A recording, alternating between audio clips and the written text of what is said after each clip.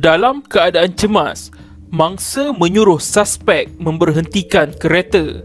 Namun, suspek bertindak balas dengan menumbuk kepala mangsa. Apa yang terjadi sebenarnya? Weh, nanti dulu. Jangan skip video ni. Kalau korang suka dengan fakta menarik yang berada di kedudukan 5 teratas, korang boleh pergi ke YouTube channel paling top. Jangan lupa subscribe tau. Bukan kena bayar pun. Kes tragis ini berlaku pada September 2017 apabila seorang pelajar perempuan telah dilarikan suspek, iaitu seorang pemandu Grab car dari Kolej Teknologi Antarabangsa Cybernetics di Taman Maluri. Mangsa ingin pulang ke asramanya di Jalan Badak dan tanpa disangka, langkah mangsa menaiki Grab telah membawa satu episod hitam kepada dirinya. Setelah menyedari destinasi yang dituju bukan pada tempat yang betul, mangsa terus bertanya pada suspek. Tetapi malangnya, suspek terus memandu keretanya tanpa mempedulikan mangsa.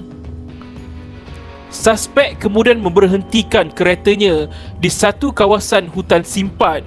Suspek bertindak menyerang mangsa. Mangsa meronta-ronta meminta tolong di tempat duduk penumpang di bahagian belakang kereta. Tanpa disangka, suspek menumbuk dahi dan kepala mangsa.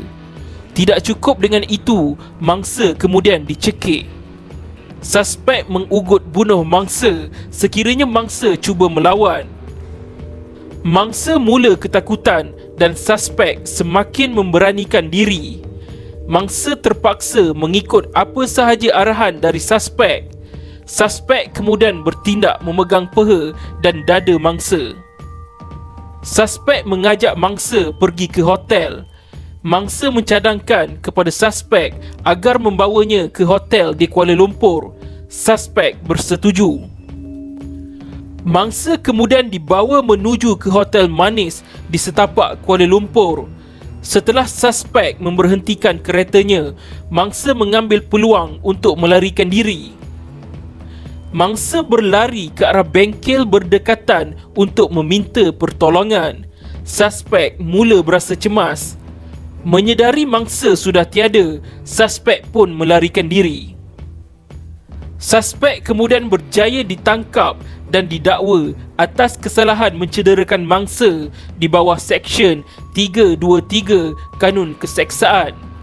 Suspek juga didakwa atas kesalahan mencabul kehormatan mangsa di bawah Seksyen 354 Kanun Keseksaan dan juga kesalahan ugutan bunuh kepada mangsa di bawah Seksyen 506 Kanun Keseksaan. Kes kemudian dibawa ke Mahkamah Magistrat di Selangor dan setelah ketiga-tiga pertuduhan dibacakan di hadapan suspek, suspek kemudian mengaku bersalah. Timbalan pendakwa raya kemudian memohon pada mahkamah agar mangsa dipanggil masuk untuk memberikan keterangan. Keterangan mangsa, iaitu Victim Impact Statement, adalah penting bagi mempengaruhi hukuman yang akan dikenakan pada suspek, merujuk kepada Seksyen 183A Kanun Prosedur Jenayah.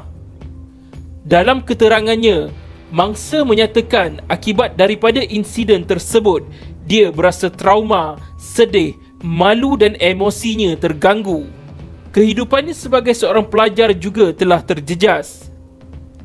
Pihak pendakwa raya memohon satu hukuman berat dikenakan kepada suspek dengan mengambil kira nasib yang menimpa mangsa serta kepentingan awam bagi mencegah jenayah yang sama berulang. Magistrat Haslinda kemudian memutuskan suspek bersalah dan dihukum penjara 12 bulan atas kesalahan mencederakan mangsa, penjara 14 bulan atas kesalahan mencabul mangsa dan penjara 15 bulan atas kesalahan ugutan bunuh kepada mangsa. Kesemua hukuman penjara tersebut dijalankan secara berturut-turut. Apabila ada 2 atau lebih kesalahan yang telah dilakukan, hukuman penjara tidak boleh dijalankan secara serentak, merujuk kepada kes Mahkamah Rayuan Iwan Bujang Dara lawan pendakwa raya.